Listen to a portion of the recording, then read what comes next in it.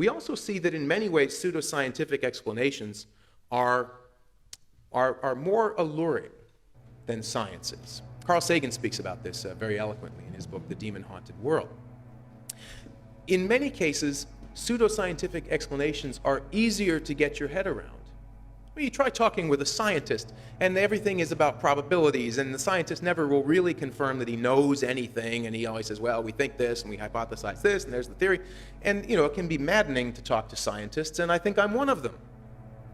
But if you talk to somebody who's promoting pseudoscience, they tend to come across much more simply. Yes, I have an explanation that will tie it all up very neatly for you, and I don't have to speak probabilistically. Therefore, I can make stronger claims. We don't have to be quite so tentative. It's also seductive when you think about some of the claims that are being made. I mean, in some ways, it would be really interesting and really wonderful if the stars controlled our destiny. And if we could then determine our destiny if we just knew enough about those stars. Wouldn't that be something? Wouldn't it be something if I could put some headphones on, listen to something while I sleep, and wake up feeling better? That would be great. I was working out today in the gym, and so you have to imagine I'm on the treadmill and I'm sweating and I'm very tired, and I feel awful. And there's a TV up, and there's somebody on the TV who's selling a product where he has some massager thing. Have you seen this? And he's rubbing it on his belly like this, and it's supposed to make all of his fat go away. And sure enough, as a good testimonial, they had a picture of him at the beginning, and a picture of him at the end, and he looked great. And I'm sitting here running and sweating, and I've been doing this for a long time.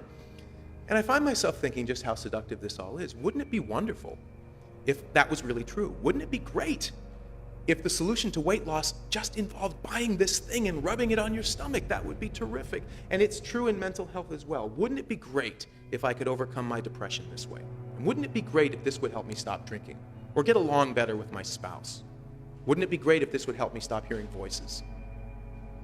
Also, the pseudoscientific interventions tend to be cheaper. They're easier. They're more accessible. Psychotherapy is hard to do. It's hard to get into it much of the time. It takes a long time. It's often expensive. Often it's hard to find a good provider. Whereas many of the things that are purported to be out there, I can simply order online. Wouldn't that be great? And finally, much of the information that the general population receives comes from the popular media. Now, I don't want to knock popular media. I'm on the popular media. But at the same time, it is important to recognize that the average consumer is not reading journal articles. And what they're usually doing is watching television or reading a magazine or something. And those kinds of media need to provide soundbite information. So whenever people are watching, they have to be able to put something into a message that can be consumed in 10 seconds or less.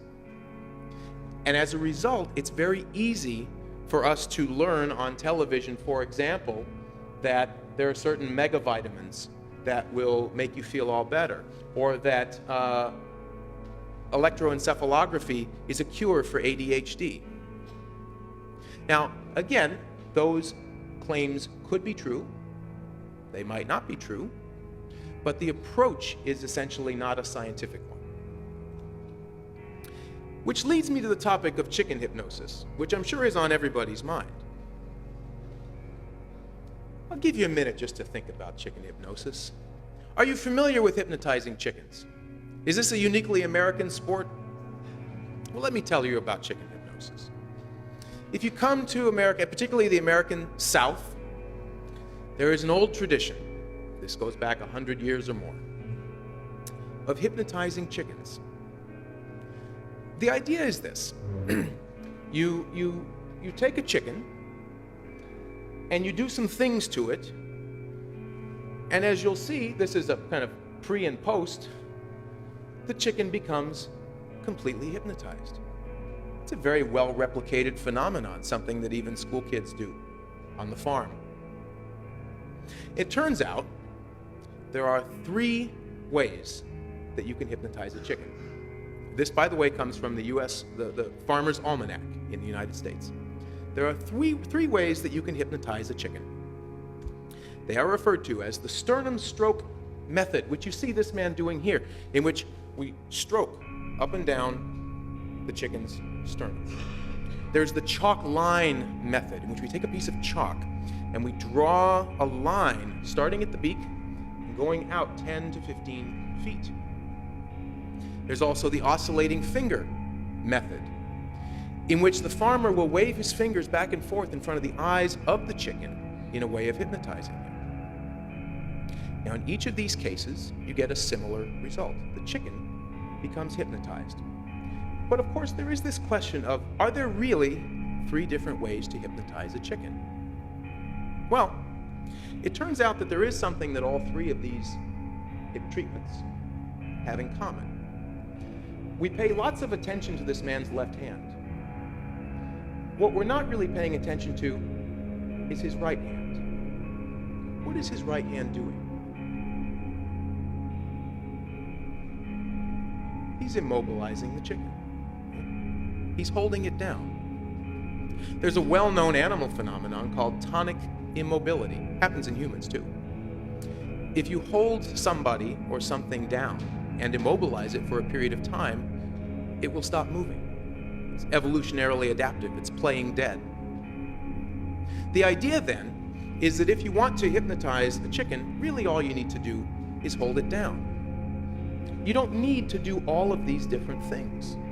Those things are superfluous. And yet, you ask any farmer, how did you hypnotize the chicken? He never talks about this. He wants to talk about these. In fact, they even get into fights, arguments about which one is better.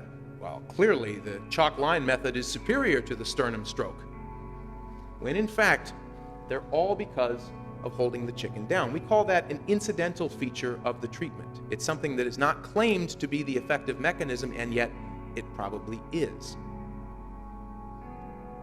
The analog to this, when we start talking about humans and our work, is that the treatments that we have can work for reasons other than why we think. The fact of the matter is, in many cases, we don't know why a given treatment works, so we come up with hypotheses. Sometimes those hypotheses are right, and sometimes those hypotheses are wrong. Now, I'm going to teach you how to sell a pseudoscience. So in case you want to do this, and you want to make a lot of money in selling pseudoscience, here's the best way to do it. And by the way, it's been demonstrated that these strategies will work not only on consumers, but they will work on practitioners as well. So, you pay attention to this because we're all going to make lots and lots of money. I'll tell you about these different steps. They are, and Tony Pratkanis, who is a social psychologist, has documented these. I'll talk about each of these, but the steps here are to create a phantom, set a rationalization trap, manufacture source credibility and sincerity, establish what's called a grand falloon, use self-generated persuasion, construct vivid appeals, use pre-persuasion, make frequent use of heuristics and commonplaces, and attack one's opponents through innuendo and character assassination. Let me talk to you about how to do each of these so we know how to do it.